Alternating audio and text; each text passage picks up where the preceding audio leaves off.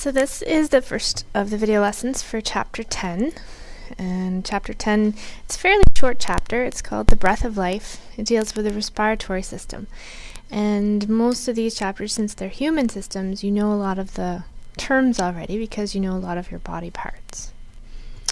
So, like with any other system, it's important that you understand the function of the system. So the basic function of the respiratory system is to make sure we can get oxygen to each and every cell and to help carbon dioxide get out of the cells and out of your body. The process is known as gas exchange, and whatever type of organism it is, it requires a big enough surface area for gas exchange, which that surface is called the respiratory surface, and a moist environment so that the gases can be dissolved. Now, some organisms have lungs. So if you have lungs for breathing, then there are certain additional things that you need to have. Obviously, you have to have 1 or 2 lungs with a moist respiratory surface. Okay, so we already said the moist respiratory surface up here. But we need to have 1 or 2 lungs. We can survive with 1. We have to have a way of bringing air into your lungs. So bring them in so that they're in contact with that respiratory surface. So for us, we use our diaphragm and our rib cage and our rib muscles to help bring that air into your lungs.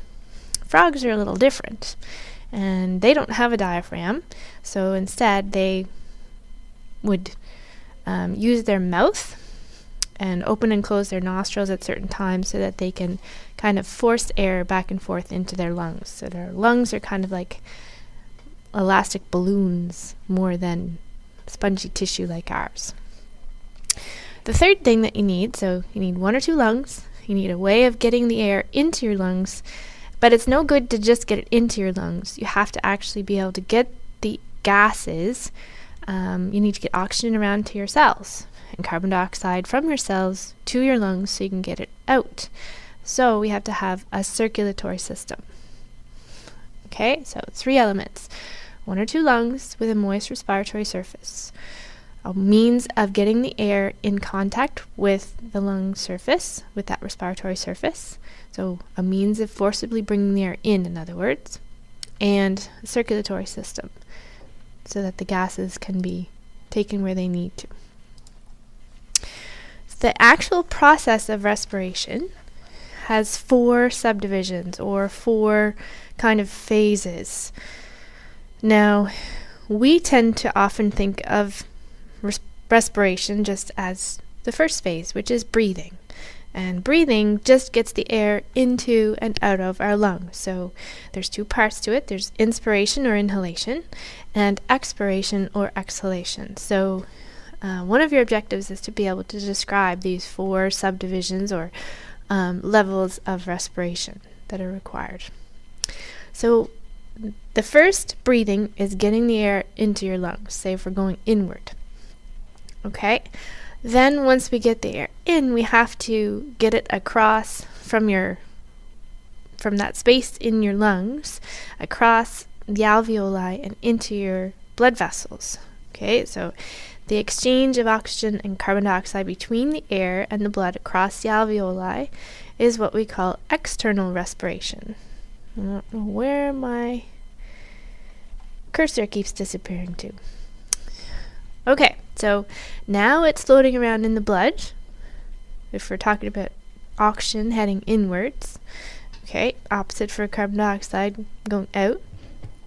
So if we follow oxygen, we need to get it then to the tissues. So the next level is internal respiration, and that is gas exchange at the level of the tissue, so between the blood and the tissue. So oxygen would go into the tissue and CO2 would come out. Once the oxygen is in the tissue, we've reached the final phase of respiration inside the tissue. Okay, and that is cellular respiration. We talked about that in chapter 2-3. That's basically a series of chemical reactions that occur mainly in the mitochondria. They use oxygen in order to break down food and release carbon dioxide in order that we can get the energy from the food into a useful form, which is ATP. So those are the 4 subdivisions or 4 phases of respiration. Okay, so the whole goal is to get oxygen to your tissues so that they can undergo cellular respiration and get energy from our food. And then the CO2 that's produced, we got to get it back out. Okay, so that's what these 4 phases help us to do. And the bell just rang. The general path of the air. So if you breathe in and think about where it's going, it goes in your mouth or nose into a space called the pharynx, then the trachea, then that trachea, which is your windpipe, branches into 2 branches, which are each called a bronchus, so left and right bronchus, or your 2 bronchi. And then your bronchi branch into even smaller tubes called bronchioles. And we've seen that ending before when we talked about arteries, and then they go into smaller vessels called arterioles. And then they end off at little grape-like structures called alveoli at the end. So those are the functional units of the lungs. Oops.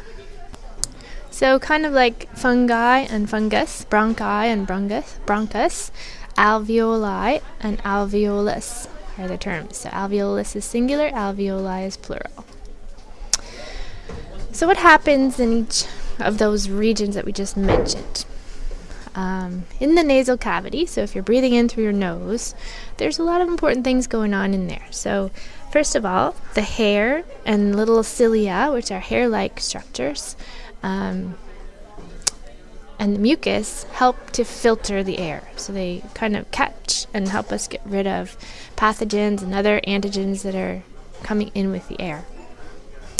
It's also warmed. So yes, we tend to get some nosebleeds sometimes, and that's because the capillaries are so close to the surface. And that's for the reason of warming up the air. Okay, and we can also have some gas exchange there, but it's mainly to warm up the air so that when it gets to your lungs, it's not too cold. It doesn't hurt as much when you're breathing. And the third thing is it's also moistened by the mucus that's lining your respiratory tract and your nose or nasal cavity. In the pharynx, that is the region where you've probably seen videos where, you've probably experienced when you take a drink of pop and you cough all of a sudden, or you laugh and the pop goes up through your nose. So it came in your mouth and up out through your nose. So the reason that it can do that is because of this space called the pharynx. And we're going to take a look at that in the diagram, but it kind of is an area that both cavities can empty into, or they're kind of connected through it. So in that region, we have what's called an epiglottis. And it is really crucial for us because it will cover the entering to the trachea, which is called the glottis, and prevent our food from going down and choking us all the time. The next is the trachea, which we said was called the windpipe, and you can feel along your trachea and actually feel rings of cartilage. And I know when we took a look at the pig's windpipe and or their trachea and lungs, you could feel the rings of cartilage in their trachea, but you can also feel it in your own. And they're important to keep your windpipe or trachea open so that the air can pass easily through. We also have the larynx, which is at the upper portion, and it houses your vocal cords. Okay, so that's your voice box. So you got to keep pharynx and larynx straight. It's okay, you can come in. Again, the trachea is going to branch into 2 tubes, which are the bronchi. We have the left and right bronchus, and they're also supported by the cartilage. But when you get down to the smaller tubes called the bronchioles, there's no cartilage in those. They're too small. And then at the very end of those bronchioles are the groups of alveoli, which are like grapes. Okay, and they are the functional units. That's where the gas exchange will occur, and there's lots of capillaries that surround them.